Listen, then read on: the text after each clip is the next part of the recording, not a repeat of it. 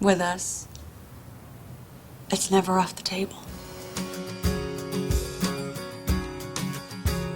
Before the term shipping entered the lexicon, before TV fanfiction exploded, before the couple name was a thing, there was Ross and Rachel. Ross and Rachel.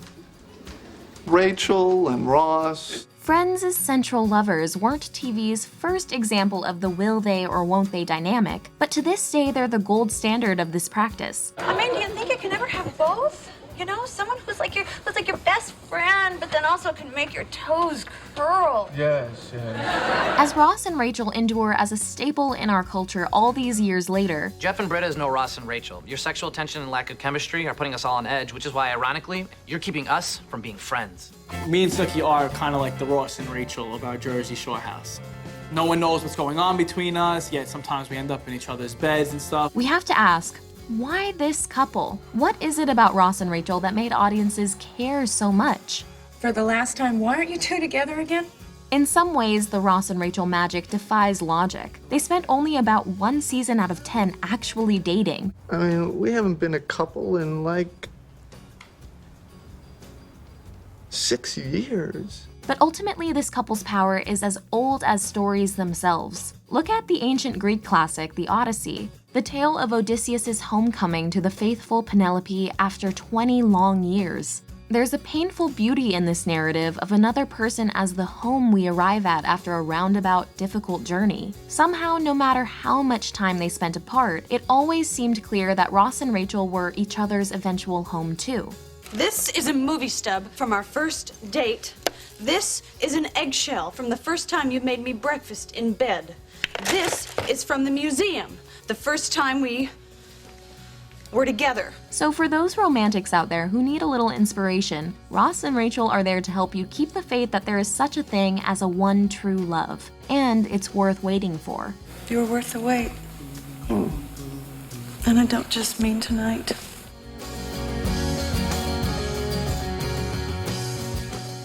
Before we go on, we want to talk a little about this video's sponsor, Skillshare. Skillshare is a superb online learning community with thousands of classes about everything: vlogging, cinematography, even painting with watercolors. Click the link in the description below to get 2 months access to all classes for free.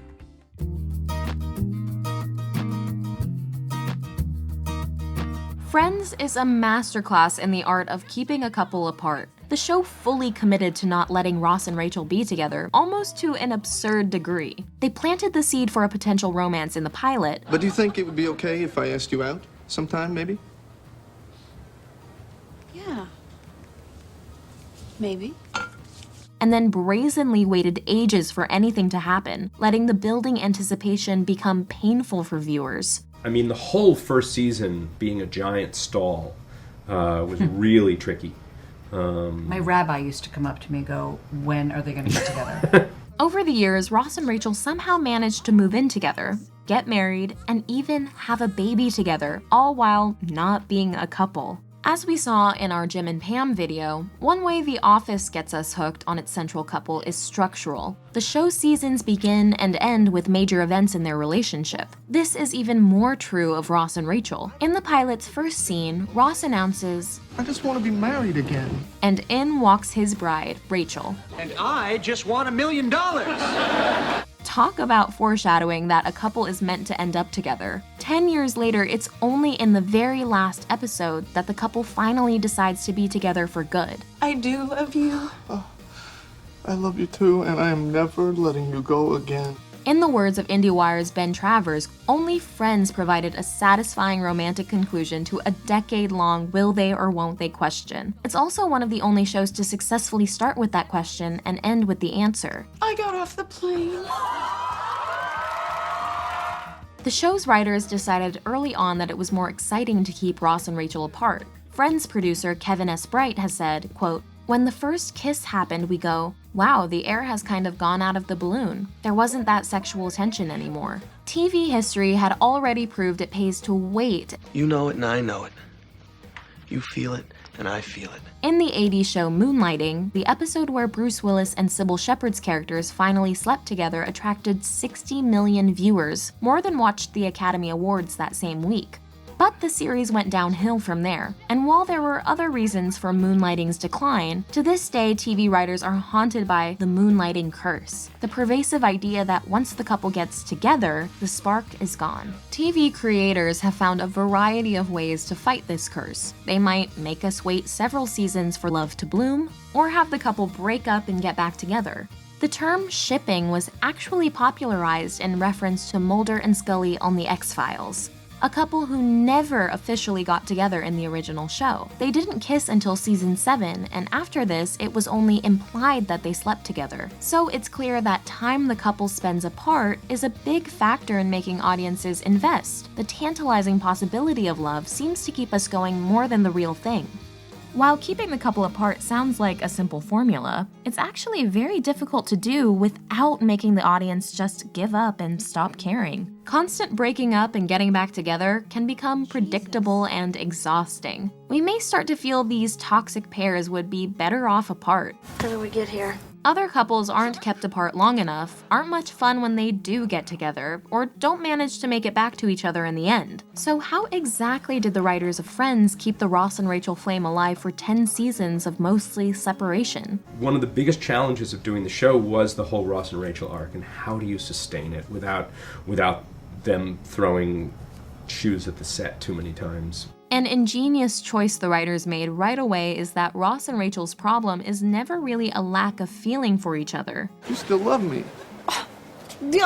Yeah, so you love me. They suffer from those classic romantic tragedies of missed opportunities, miscommunications, and mismatched timing. You think it's easy for me to see you with Julie? Well, then you should have said something before I met her. I didn't know then. And how come you never said anything to me? There was never a good time. Right, because you only had a year, and we only hung out every night. But what really stands in the couple's way is a series of internal emotional obstacles. At the beginning, they're held back by the fear of confessing their feelings. First, Ross's fear, as he pines for Rachel all of season 1. I love you the most. And then Rachel's after she discovers his crush too late. Well, this is Julie. I mean, isn't that just kick you in the crotch, spit on your neck fantastic? They overcome this to admit how they both feel. What?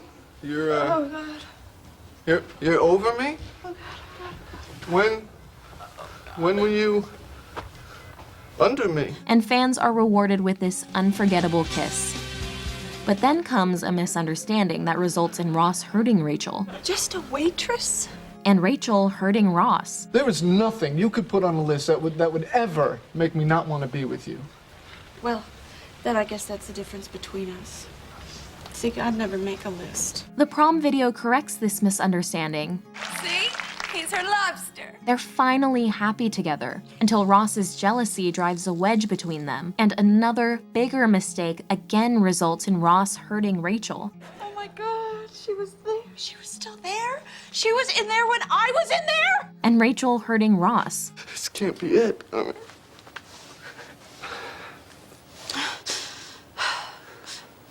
Then how come it is?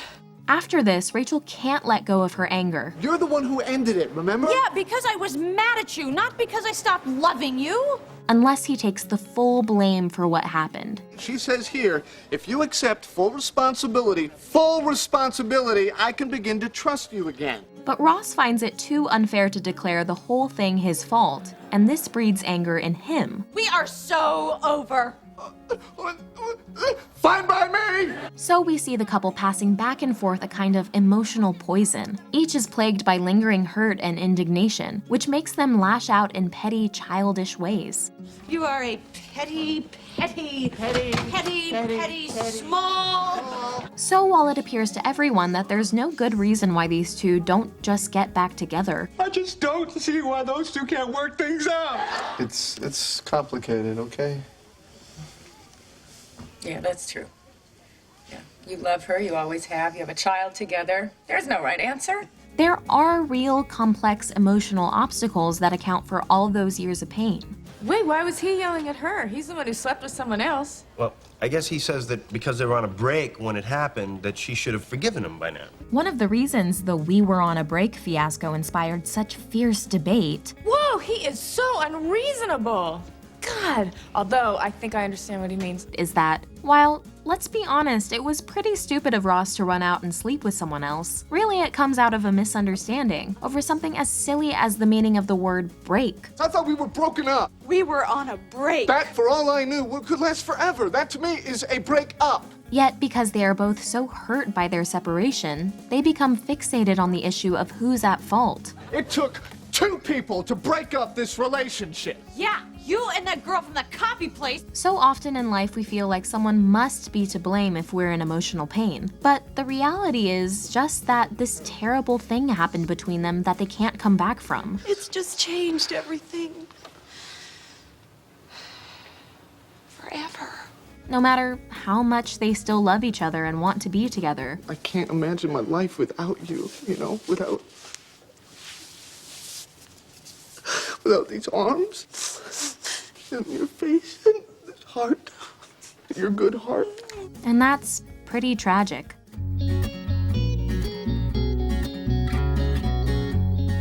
Remember when we were in high school together? Yeah? I mean, didn't you think you were just gonna meet someone, fall in love, and that'd be it? The Ross and Rachel romance begins off-screen as a high school love story. You probably didn't know this, but back in high school I had a major crush on you. I knew. When Rachel re-enters Ross's life, we see the continuation of his teenage crush. He builds her up in his head. That's because you're such a sweet, gentle, and pines for her without making a move. You waited too long to make your move, and now you're in the friend zone. Ross's infatuation has a purity to it because his love for Rachel was formed in that period defined by over-the-top passion and romantic idealism, the Romeo and Juliet era of all-or-nothing love. My only love sprung from my only hate. It says everything that after their first false start, they actually get together thanks to the prom video. Rachel is swept away by seeing how deeply Ross cared about her then, feeding the idea that adolescent love has a special virtue and intensity that can't be matched. So their relationship captures the all-consuming romance of teens, but places it in an adult context where infatuation can mature into something satisfying and real. Well, I was thinking maybe a romantic dinner with candles and wine, and then maybe going back to my place for dessert. Ross and Rachel also embody the trope of the popular kid falling for the nerd. Just can't believe I'm in Rachel Green's room. This is a setup we've seen in countless teen movies and shows, whether it's insecure boy and hot girl. Look at you. Look at me. Or with the gender roles reversed. The cool guy taking notice of the good girl. So, you want some help with your homework? You're going to help me? Yep. Don't take this the wrong way, but how? Go upstairs and I'll show you. While the popular beauty may be superficially adored by the entire school, it's the sensitive nerd who has the depth to really see that Aphrodite or Adonis's inner nature. Listen to you whenever you talk, and that'll actually, respect your opinions and actually take care of you and actually recognize you for the smart and beautiful and caring woman that you are, Tyra. Friends did something fresh by transposing the Beauty and the Geek romance into adulthood, having the queen bee fall for the nerdy guy later on, when they were both in their 20s. I love how he cares so much about stuff. And flashbacks reveal that young Ross and Rachel were a lot less well-adjusted and attractive. So I'm thinking of asking Rachel out tonight. Maybe playing her that song we wrote last week. Emotional knapsack? Yeah. Right on. So it's a million times more enjoyable to watch them together as grown-ups. Rach, I want only good things for you. The other crucial thing that makes this a high school love story is that the couple's friends are an active part in the romance. Ross, you've got to tell her how you feel. They're entirely invested in its highs and its lows. They're gonna get through this, aren't they? Yeah. Come on, it's Ross and Rachel. They've got to. And this reminds us of how, in youth, our friends can be like another person in the relationship. Ross kissed me. No! Oh my God! Oh my God! Oh my God! And then I kissed her. Tongue? Yeah. Cool. But again, this is better in an adult setting because the friends are supportive and mature, whereas young people can so often be cruel. Apparently you were a little mean to him in high school. A little mean. You made my life miserable. I had no idea. I'm sorry. So for all these reasons, Ross and Rachel's romance is a high school fantasy realized and improved with age. It's always been you, Rach. Ross's love for Rachel makes us think of our own high school crushes, how exhilarating it was just to be near that person, and how torturous it felt to have all this pent-up emotion you couldn't express. See, I see big passion in your future. Oh, Ross, you're so great. Through him, we get to imagine getting another chance to win over that teen crush as a more self-assured adult, how earth-shaking it would be if they finally reciprocated your feelings, and it was just as great as you always imagined. You know, it was like one of those things you think is never gonna happen, and then it does, and it's everything you want it to be.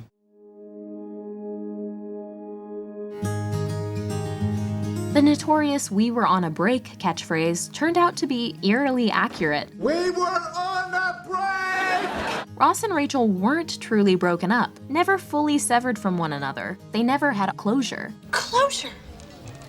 That's what it is. That's what I need. In fact, it's as if they were just on one long break for most of 10 seasons. Friends always fed fans belief in this couple's romantic destiny. Then maybe at least we can talk about us again. Yeah, maybe. Yeah. Maybe. Look, I don't know if anything is ever going to happen with us again, ever. But I don't want to know that it never could. Throughout all the difficulties, the writers always made sure to give us good things to keep our hope alive. Once Ross and Rachel start dating in season 2, there's a nice stretch where we get to see them blissfully in love. This honeymoon phase establishes that there is a great love here. We have tenderness. We have intimacy. We connect.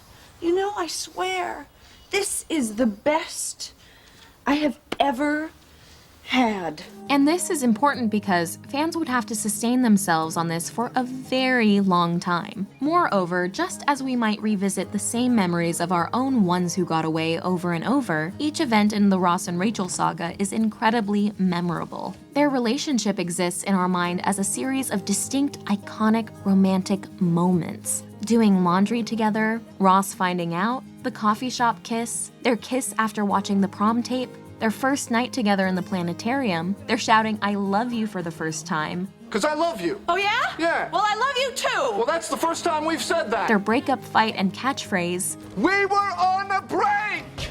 watching the rain through the windows, several big airport moments. Please stay with me. I am so in love with you. And the list goes on. Because they're isolated, these scenes take on an aching, sharp beauty. Meanwhile, despite the lack of actual togetherness in the final 7 seasons, these years are chock full of hints and revelations that the couple still cares, which is often a surprise to Ross and Rachel themselves. I have continuing feelings of love, but that doesn't mean that I'm still in love with him. You know, I mean, I have sexual feelings for him, but I do love him.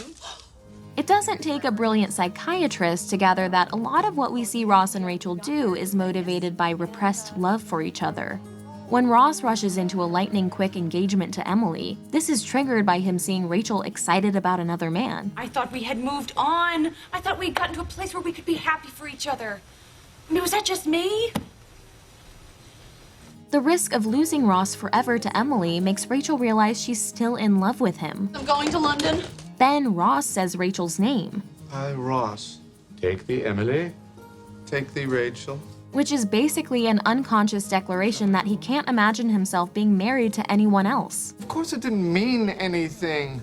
I mean, I can understand why Emily would think it meant something, you know, because it was you, but it absolutely didn't. It didn't! But while Rachel tells Ross about her feelings, I'm still in love with you, Ross. they both quickly forget about this. His marriage to Emily is such a disaster that the threat to their eventual reunion is now extinguished, and they can happily go back to ignoring their feelings. In Vegas, they get really, really drunk, and without their usual inhibitions in place, want to get married. Hello, Mrs. Ross! Hello, Mr. Rachel! Ross's repressed love becomes painfully obvious when he keeps finding excuses not to divorce her. You want to hear something weird? Always. I didn't get the annulment. What? We're still married.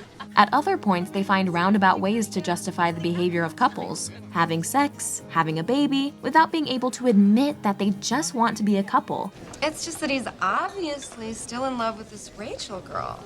What? She said he's obviously still in love with us. Alongside this ongoing repressed romance, on the conscious level, Ross and Rachel move forward and build a genuine, heartwarming friendship. This is one of the central theses of Friends, the idea that true love means being best friends. Even when they're not together, there's a tenderness between them. Because I knew that if I told you, you'd make me go, and I knew you needed someone to be with you tonight. Whereas other TV romances, at times, seem to be founded in a more pathological obsession. So we never lose the sense that deep down they belong to each other. I thought about it when we were going out. It's how I imagined I would ask you to marry me. Wow. Oh, that would have been very hard to say no to.